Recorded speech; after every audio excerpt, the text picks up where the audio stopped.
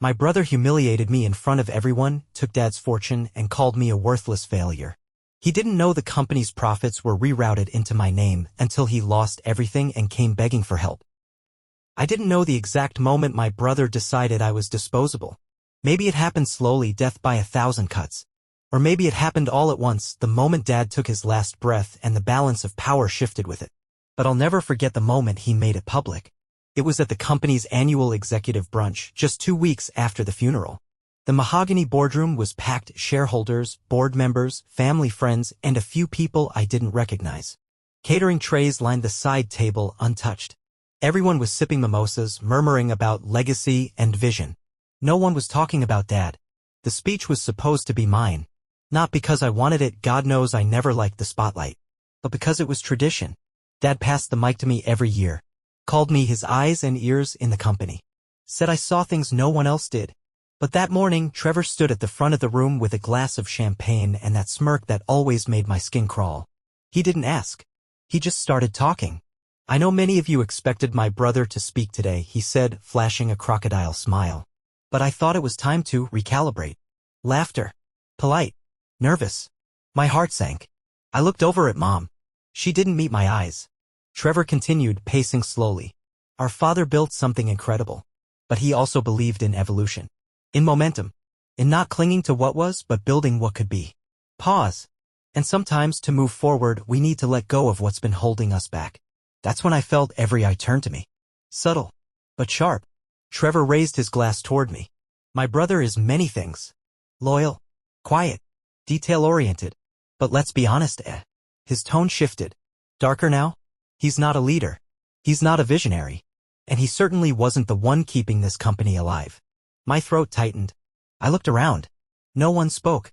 Trevor walked over, still smiling. In fact, I think we all know who really carried the weight these past few years. And I'm not one to beat around the bush. He stepped closer. I could smell his cologne, expensive, sharp. I'm assuming full control of the company, effective immediately. And my brother here? He's stepping down. I didn't remember agreeing to that. Gasps. Someone dropped a fork. Trevor leaned in, not bothering to lower his voice. You're a good man, Eli. But you were never meant to lead. Let the real players handle this now. No one stopped him. Not the CFO who I'd mentored when she was an intern. Not the board members I'd worked late nights with cleaning up Trevor's messes over the years. Not even Mom, who just sat there sipping her drink like nothing unusual was happening. I should have said something. Should have stood up, made a scene, demanded answers. But I didn't. I nodded once, stood, and walked out. By the time I got home, my inbox was already locked. Company laptop deactivated. Security badge revoked. No severance package. No goodbye email. Just silence. I packed a small suitcase. Didn't bother grabbing much. There wasn't anything left that felt like mine. The next day, Trevor posted a photo on the company's official Instagram. He stood at the front of Dad's old office, flanked by board members, all grinning like they'd won a prize. A new era begins. The dead weight is gone. Let's make history. The caption hit harder than the speech. I wasn't just erased. I was mocked. Dismissed. I rented a 1-bedroom apartment 2 towns over. Barely furnished. No art on the walls. No photos. Just a desk, a mattress, and a lamp. I didn't talk to anyone for the first 2 weeks. No one reached out. Not Mom. Not old colleagues. Not even Carla, my ex, who'd always said she loved how gentle I was. Gentle doesn't win wars. Trevor made that clear. At night, I lay awake staring at the ceiling. Not replaying what he said, I knew those words by heart now. But replaying the years before. The nights I stayed at the office until 2 a.m. The weekends I canceled vacations to fix budgets Trevor had blown through. The times Dad pulled me aside and said, "You're the one I trust, Eli. Don't let your brother burn it all down." So what happened? How did I end up here? The answer came 3 weeks later in the form of a worn leather folder tucked inside a box of my father's old things. I hadn't meant to open it. I was sorting through the last of my stuff, things from the office Dad and I once shared, and there it was. Inside, copies of financial statements, old trust documents, and a handwritten note from Dad. If something happens and Trevor gets reckless, look into the B-Stream accounts. You'll know what to do. Trust Marcus. Marcus. Dad's old attorney. The one Trevor fired the week after Dad died. My heart pounded. What were B-Stream accounts? That night, I pulled out my laptop and started digging. Passwords still worked for a few things, Dad's personal folder, some archived files. Most of it was old junk. But then I found it. A separate account ledger. Buried under a folder titled Temp Legal Do Not Delete. Inside were line items. Quarterly transfers. All labeled, B-Stream Deferred Profit Pool. And the recipient? E. Clark. My name. It didn't make sense. I called Marcus. He didn't pick up. But the next morning I got a text. Come to the house. No calls. No emails. 4 p.m. sharp. I showed up at exactly 4. Marcus opened the door without a word and gestured me inside. He led me to the study, the same place Dad had met with clients for years. Same leather chairs. Same dusty globe. Same quiet power. He sat, poured 2 glasses of scotch, and finally spoke. You found the B-Stream. I nodded. Marcus sighed. Your father knew Trevor would try to take everything. He hoped it wouldn't happen, but he prepared for it. How much is in there? Marcus didn't flinch. Enough. Enough for what? To own the boardroom without ever entering it. I didn't understand at first. Then Marcus explained. 10 years ago, Dad restructured a portion of the company's profit distributions. Created a parallel stream, untraceable to the public, legal but buried. It channeled a percentage of net profits into a private trust. One that I controlled. But I couldn't access it freely. Couldn't withdraw. Only observe. A silent partner. Dad had designed it that way for a reason. You were always the long game, Marcus said. He saw Trevor as fire. You were water. I didn't respond. The room felt too still. Too full of things I didn't want to feel yet. I left with the documents.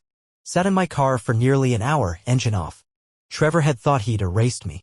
But the company, his kingdom, was bleeding into my name every month. He didn't know. No one did. And I wasn't going to tell them. Not yet. Let him spend. Let him build statues in his own name. Let him think he won. Because every dollar he wasted was mine. I didn't spend those first weeks plotting revenge. That would be too clean, too movie-like, and life rarely works in clean arcs. Mostly, I sat in silence. Ran my fingers across the edge of Dad's old ledger, reread the documents Marcus had given me, and tried to understand why. Why Dad had trusted me in secret, but never told me out loud. Why Trevor was allowed to be the face while I was made the insurance policy. Why being quiet, being the stable one, always felt like a curse and a responsibility at the same time. I didn't have answers, but I had numbers. And numbers don't lie. Every month, a fixed portion of the company's net profits, an exact, unchanging 6.25%, was funneled into a secured trust tied to my name. I couldn't touch the money. That wasn't the point. The point was control, observation, influence. I saw the real numbers, not the PR fluff Trevor fed the board, but the raw, cold truth. Sales were down. Margins were bleeding. Cash flow was tightening, not crashing, but definitely sweating. He was over-leveraging the brand, overpaying for expansion, throwing parties, hiring influencers, paying for pointless rebrands and fake press coverage. It was all sizzle, no steak. And the meat was starting to rot. I moved quietly. No social media. No contact with anyone from the company. Even changed my number. Let the world think I'd vanished. Meanwhile, I started building. Not a new business. Not yet. Something subtler. A map. I created a spreadsheet. Simple at first. Month-to-month financial trends. Projected versus actuals. Then I added public filings. Then internal leaks, employees posting on anonymous boards, Glassdoor reviews, chatter on business forums. Then investor comments, market analysts' reports, and press coverage of Trevor's big vision. Piece by piece, I layered them, and a pattern emerged. The company wasn't just struggling, it was rotting from the inside. Trevor wasn't running it. He was strip mining it. I still had access to the B-Stream dashboards, read-only, but that was enough. I saw the hidden pockets of money being siphoned. The bloated marketing spends. The consulting fees paid to shell companies that sounded eerily close to Trevor's college buddies' surnames. I printed screenshots, labeled folders, logged everything on a private cloud drive. Redundancies, encrypted backups, offline copies stored in 3 separate USBs. I wasn't just tracking the fall. I was preparing to own it. The first real break came from someone I hadn't heard from in years. Catherine Miles. We'd interned together a decade ago. She rose fast, VP of Internal Strategy by the time she was 30. A unicorn in heels. Sharp, respected, untouchable. Until Trevor forced her out in a restructure. Her email came without warning. Subject: "Let's talk." Message: "I know what he did to you. I know what he's doing to the company. And I think it's time someone burned his mask off." I didn't reply right away. But I met her 2 days later at a dive bar 30 minutes outside the city. She looked tired. Older than I remembered. Not physically, but in the eyes. That happens when you've been steamrolled by someone like Trevor. "You're the only one who can stop him," she said without preamble. "I'm not stopping him," I said quietly. "I'm just letting him drive off the cliff he paved." She smirked. "Then I hope you brought popcorn." I didn't laugh. Instead, I pulled out a folder, just one of many, and slid it across the table. She flipped through the pages, eyes narrowing. "You kept all this?" "I never stopped." She looked up. "Why didn't you come forward sooner?" "Because then I'd be fighting for a seat at a table I never wanted to sit at." She nodded, slowly, then leaned in. "You know about the overseas accounts?" My blood went cold. "No." "What overseas accounts?" That night, I learned that Trevor wasn't just bleeding the company dry with bad branding and lavish spending. He was quietly funneling money into dummy investment groups in Singapore and Dubai, likely in preparation for collapse. An exit plan, a golden parachute, and no one knew, except now I did. I went home and didn't sleep, cross-checked everything, dug deeper. Marcus confirmed it with a single sentence. "Your brother's already packing his bags. But he doesn't realize the house isn't his anymore." So I adjusted the plan. No longer just exposure. Timing. Let him think he's safe. Let him make one more move. Let him laugh a little louder. And then pull the floor out. I started meeting quietly with outside investors. Through Catherine. Through old connections. Through clients who respected Dad and hated Trevor. I didn't tell them I wanted the company. I told them I wanted them to know exactly what they were investing in. I showed them the files, the spreadsheets, the footage, the transfers, every dollar accounted for, every lie traceable. Some backed away slowly. Some asked for copies. One offered to buy my trust stake outright. I refused. I wasn't ready to cash out. I wanted to watch him sweat first. Then came the moment I'd been waiting for. A public panel. Trevor was speaking at a tech summit. Big venue. Flashy production. Streamed live. I watched it from my apartment, pizza on my lap, laptop open, folders ready. He strutted on stage like he owned the world. Talked about innovation, disruption, legacy. At one point, he said, "The biggest threat to a company is dead weight. We cut that. We evolved. And now nothing can stop us." The audience clapped. I smiled. Because in that exact moment, while he was talking about unstoppable momentum, an email hit every board member's inbox. Subject line: "Internal financial irregularities, immediate review recommended." Attached: a full audit, signed by an independent firm. Verified, with a single line in the footer. Prepared by Elijah Clark.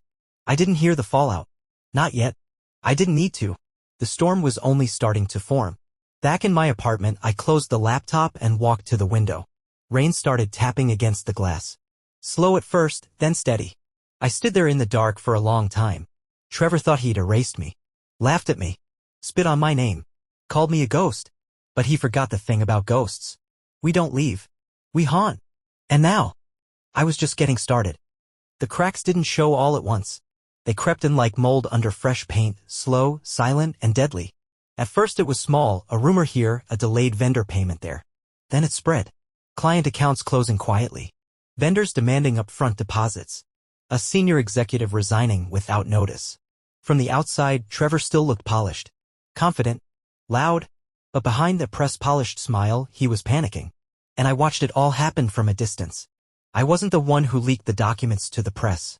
Technically, I just made sure a certain envelope landed in the right hands. Anonymous sender. Sealed packet. Marked, urgent, internal irregularities, board awareness only. The story hit 3 days later. Luxury branding giant under investigation for shadow accounts and undisclosed executive payments. It made the front page of the business section. Not a screaming headline, but enough. Enough to make stockholders sweat. Enough to make the board schedule an emergency meeting. And enough to make Trevor choke on his own press tour. He released a statement within hours. These are baseless accusations. We are cooperating fully. We remain focused on the future. It was the same tone he used when he fired me. Dismissing. Cold. In control. But I saw it in his eyes, in the panic behind the pupils. He knew the floor was slipping. He just didn't know how far he was about to fall. The board called a private session 3 days later. No press. No advisors. Just 11 members. And me. I didn't walk in with swagger. Didn't dress to impress. Simple gray suit. Quiet tone. No theatrics. Trevor, on the other hand, was in full performance mode. Hair slicked back. Custom navy suit. Designer watch glittering under the light. His grin was stretched a little too wide. His voice a little too high. He opened first. This is a waste of time, he said. We all know where this came from. My brother's been holding a grudge since Dad died. This is just another one of his desperate stunts. He looked at me like I was a mosquito. I didn't blink. The chairman cleared his throat. Mr. Clark, Elijah, you asked for this meeting. You have the floor. I stood. Opened my folder. Let me be clear, I began. This isn't personal. This isn't about pride. This is about protecting what's left of what our father built. I handed each board member a copy of the dossier. Inside. Trace payments to shell companies. Overlapping IP addresses between company laptops and offshore account activity. Expense reports flagged by compliance. And most importantly, a line-by-line breakdown of the hidden B-stream profit routing. With my name on the trust. Legally bound. Fully protected. Trevor's face drained of color as he flipped through the pages. What is this? He muttered. Then louder, this is bullshit. I didn't flinch. You've been siphoning money under the guise of innovation funding, I said calmly. But what you didn't know is that Dad anticipated this. He created the B-stream precisely because he didn't trust you to lead without supervision. One of the older board members, Mr. Halvorsen, Dad's oldest friend, leaned forward. Is this real? I met his eyes. I have 3 independent audits and the signature of Dad's estate attorney confirming it. Trevor slammed the table. You've been spying on me? No, I said. You've been robbing the company blind. I just kept the receipts. The room exploded. Voices overlapping. Some arguing. Some stunned. Trevor stood, pacing, barking denials. His charm was gone now, replaced with rage, panic, sweat. I am the CEO, he snapped. I rebuilt this place. None of you would have jobs without me. You've run it into the ground, one of the newer board members said coldly. And if even half of this is accurate, you've also broken federal law. The chairman raised a hand. Silence fell. We're voting, he said. 10 votes. 1 abstained. 9 to remove Trevor from the position of CEO. Effective immediately. Trevor froze. Laughed. You can't be serious. He turned to me. You think this makes you the winner? You're still nothing. You're still the little errand boy in Dad's shadow. I didn't answer. Didn't need to. After the meeting, I sat alone in the hallway. Let the moment sink in. It didn't feel like triumph. It felt like an old weight finally sliding off my back. I didn't want the company. Never did. But I wanted the truth to win. For once. A week later, I stood in the boardroom again. Same room where Trevor had humiliated me. Same room where he'd said I was nothing. Only this time he wasn't there. Instead, I stood before the board with a final document in hand. I'm not here to take the CEO role, I said. I'm here to make sure no one like him ever does again. I passed the signed papers across the table. I've sold my controlling interest to an outside group. A firm that values transparency and sustainability. The company will live on without either of us. One board member looked stunned. You could have taken everything. I nodded. But then I'd be just like him. 2 days later, Trevor tried to access the accounts. They were frozen. He showed up at the office. Security turned him away. He called me. I let it ring. He sent a message. You're gonna regret this. You think this is over. I didn't answer. Didn't even open it. Because for me, it was already over. The company survived. Barely.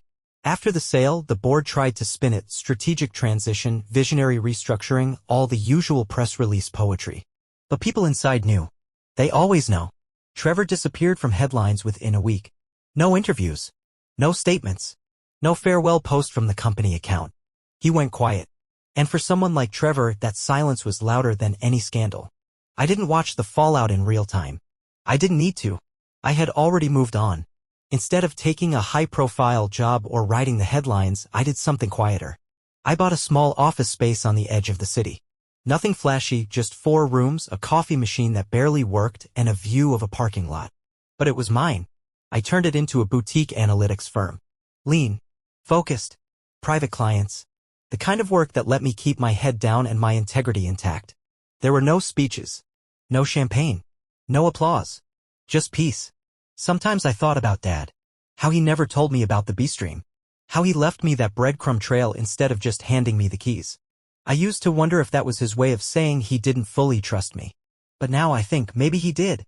Maybe he knew I wouldn't want the throne. That I wasn't like Trevor, always needing to be seen, worshipped, feared. Maybe Dad didn't pick a successor. Maybe he picked a safeguard. 3 months passed. One evening, I was working late, music playing low, streetlights flickering through the blinds, when the doorbell rang. I wasn't expecting anyone. I opened the door. It was Trevor. I almost didn't recognize him at first. No suit. No grin. Just a hoodie, old jeans, and dark circles under his eyes. He looked empty. For a second, we just stood there. No words. No performance. Then he said quietly, "Can I come in?" I nodded. He sat in the chair across from my desk. Didn't touch the water I offered. "Everything's gone," he said eventually. I didn't respond. I tried to hold it together, he continued. Thought maybe I could fix it or spin it or I don't know. But it all just kept falling apart. He stared at the floor. I lost the condo. The cars. Half my contacts blocked my number. The rest pretend they don't see me. Still, I said nothing. He finally looked up. "I know you're not gonna say, 'I told you so.' That's not you." He was right. That's not me. Then he said something I didn't expect. "I was wrong. About everything. About you. About Dad. About what mattered." Silence stretched between us. I thought being on top meant being untouchable. That if I was loud enough, shiny enough, big enough, no one could question me. He swallowed hard. "But it was you the whole time. You were the one holding everything together. I just never saw it." He rubbed his face. "I don't deserve anything from you." But I needed to say it. Out loud. I let the words sit in the room for a long time. Then I asked, "What do you want, Trevor?" He shrugged. "I don't know. I'm not here to ask for money. Or a job. I've got nothing left. No one left. And for some reason, I couldn't stop thinking about you. How you left without trying to burn everything. How you just walked away." He looked up. "How did you do that?" I leaned back. I didn't want to carry it anymore. The resentment. The need to prove anything.